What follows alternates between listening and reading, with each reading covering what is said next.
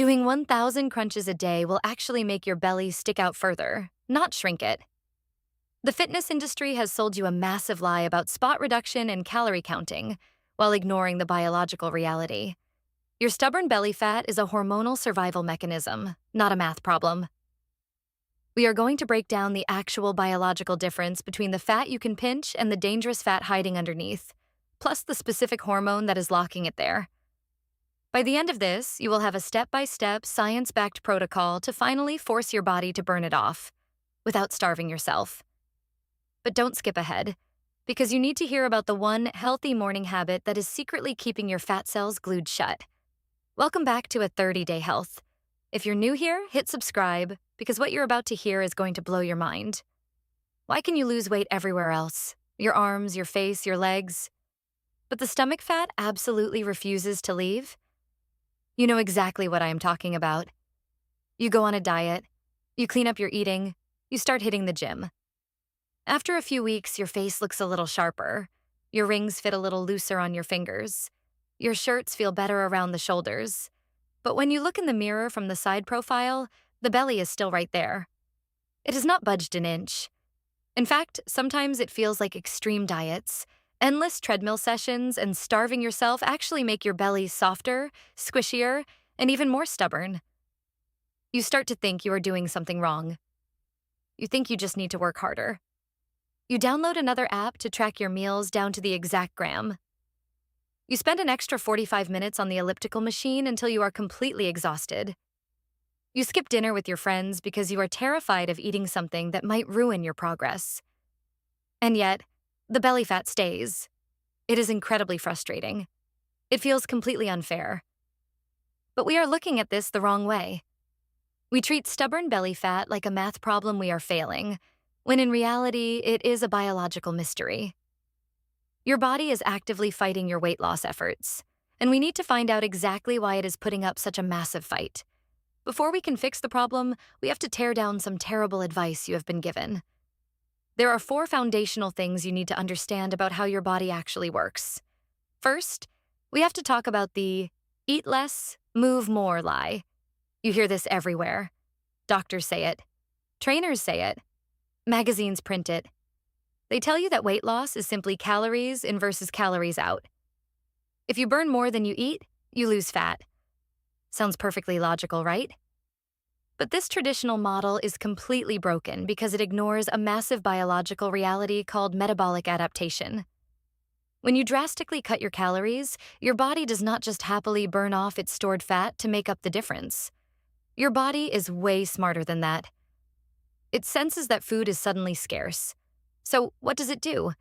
It slows down your metabolism to match your new starvation diet. It lowers your body temperature.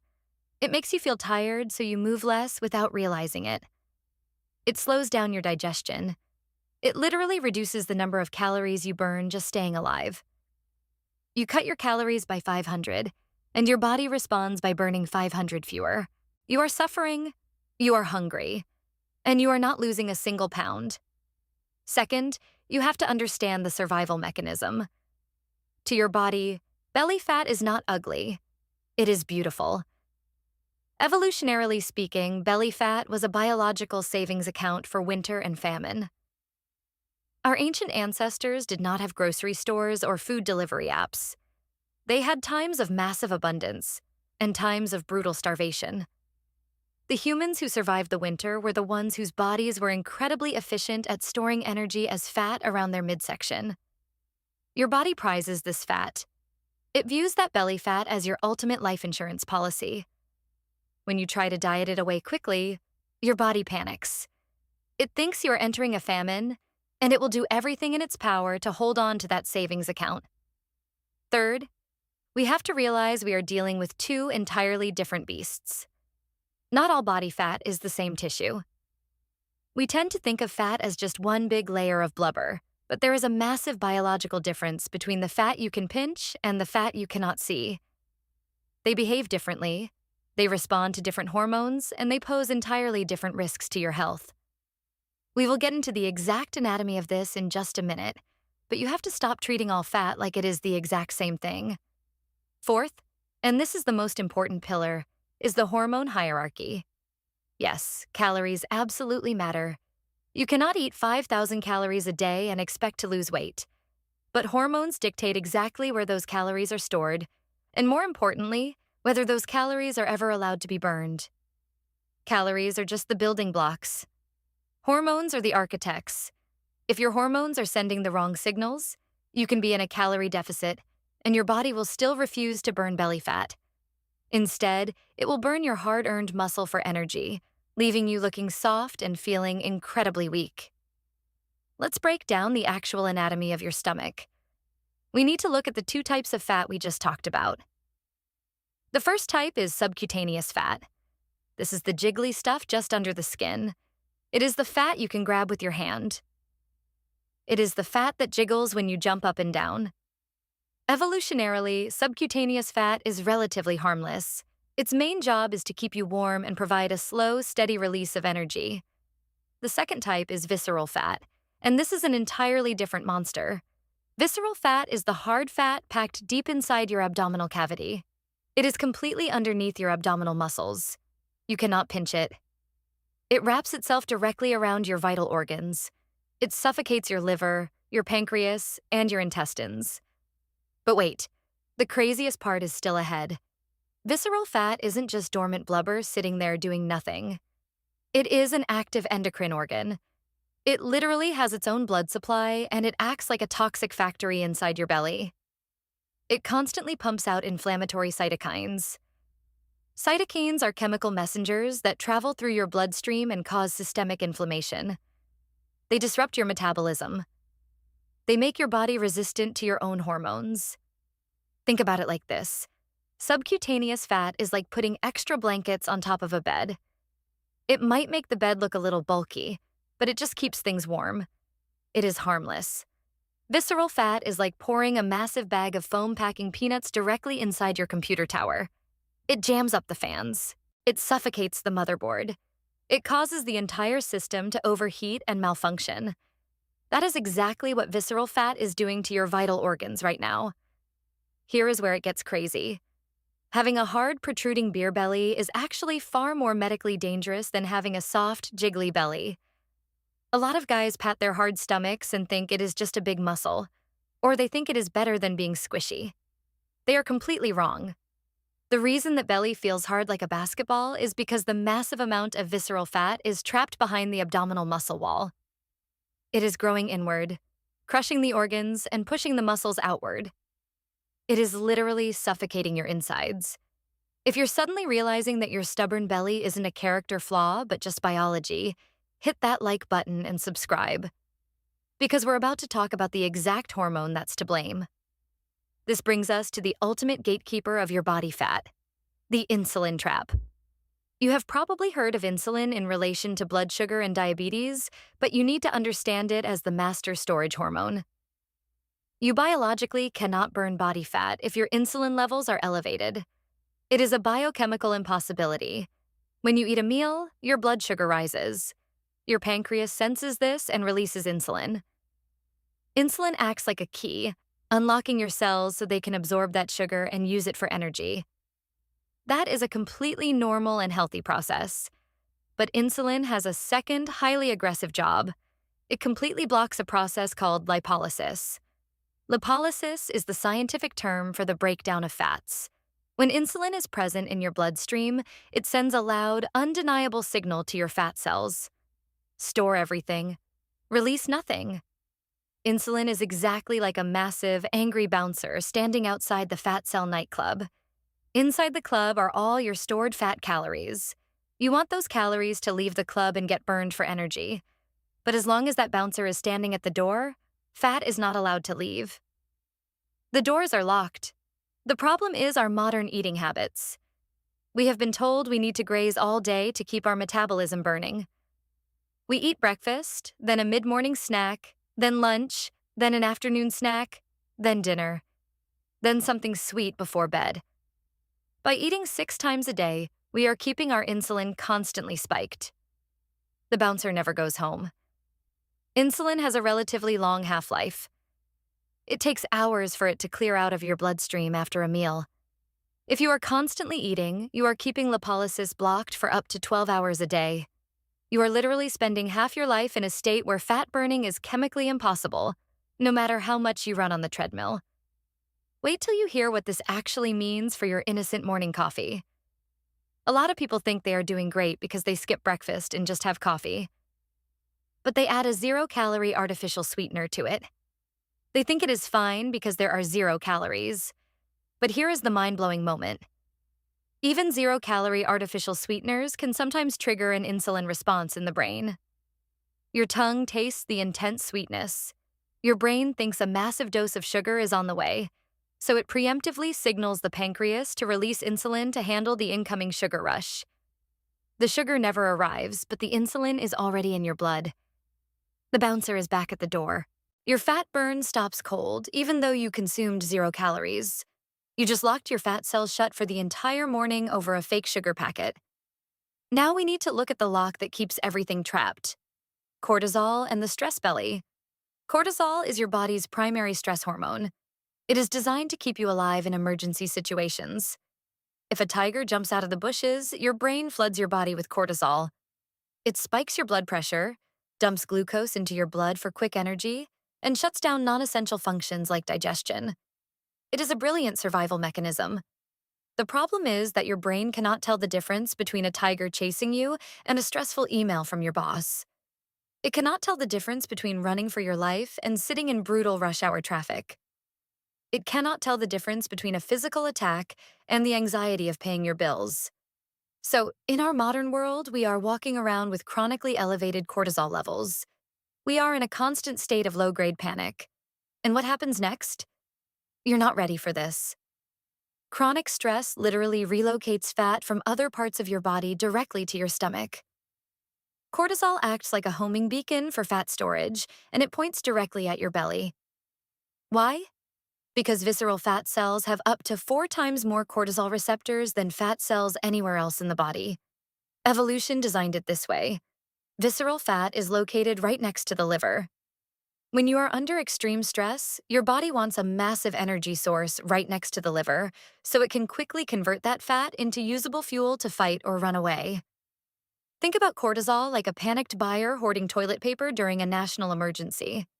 The buyer starts grabbing everything off the shelves and stuffing it into their basement because they think the world is ending.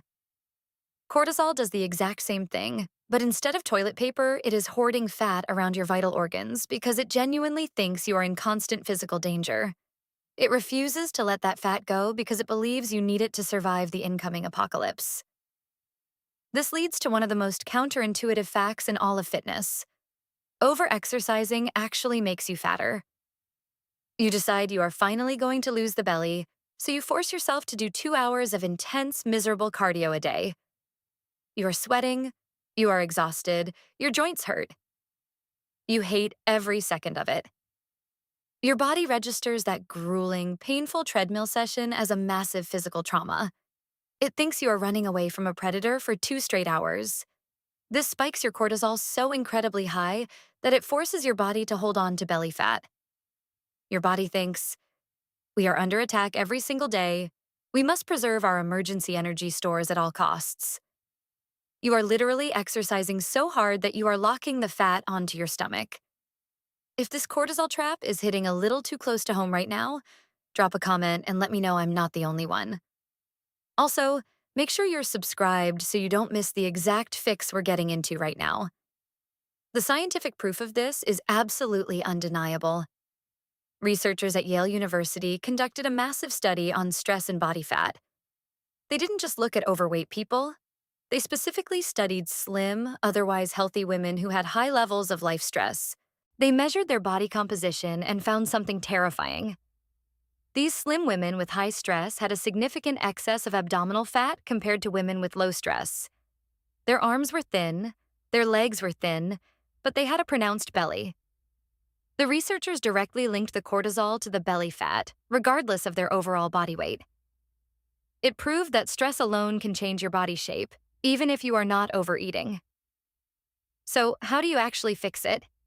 The answer is embarrassingly simple, but almost nobody does it.